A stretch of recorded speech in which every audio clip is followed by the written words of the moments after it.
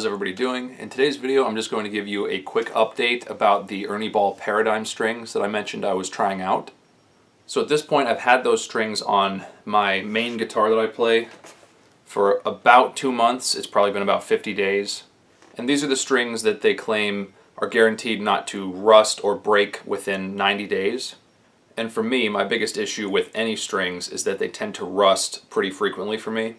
So for comparison's sake, if I were using Ernie Ball regular slinky guitar strings, I would probably have to change strings about once every 10 days on the guitar that I play the most. Using other brands of strings, I've been able to get a little bit more life, maybe double the life out of D'Addario NYXLs. I could probably go for about 20 days or close to a month with a set of those. But I've never had such luck in the past with any strings that I've gotten from Ernie Ball. So at this point, 50 days in, using the same set of strings, the Ernie Ball Paradigms, I am just now, and this is why I'm making this update now, I'm just now getting to the point where the strings are really starting to suffer. So as you can see at this point, the strings are not terribly rusted. They're a little dark in places, but there's no like solid rust areas on them.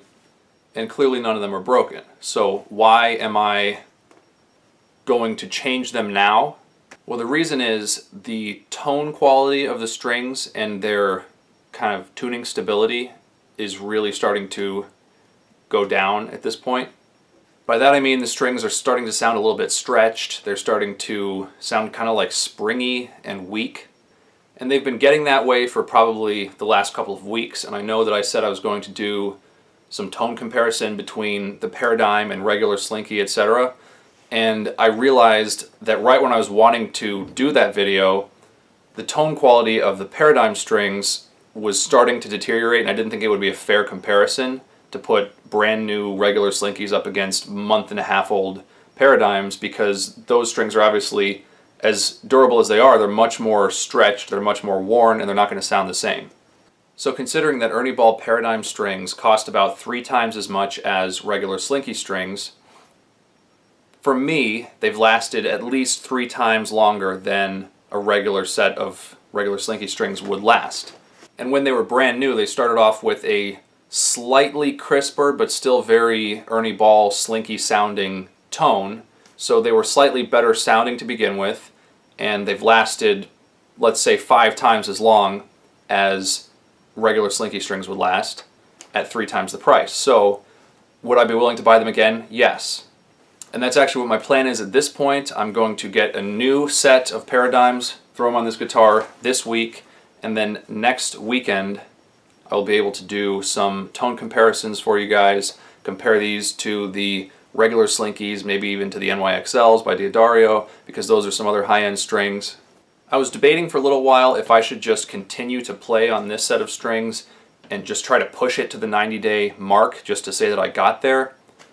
But lately, probably in the last like 1 or 2 practices that I've had where I was playing this guitar with the Paradigms, the strings needed to be retuned after just about every song, and during the song I would have to kind of make tuning adjustments, and even on the lower strings they started to get pretty unstable as far as tuning goes, and it was just inconveniently so.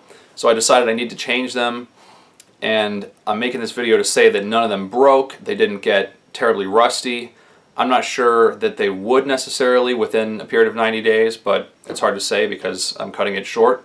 But at this point, I'm here to tell you that I'm happy with these strings. I'm pleasantly surprised by how long they've lasted. They've met their guarantee, at least up to this point, as far as breakage or rust. As far as tone instability, that's more of like, what is your personal limit as to how far you can allow strings to slip in terms of tone quality.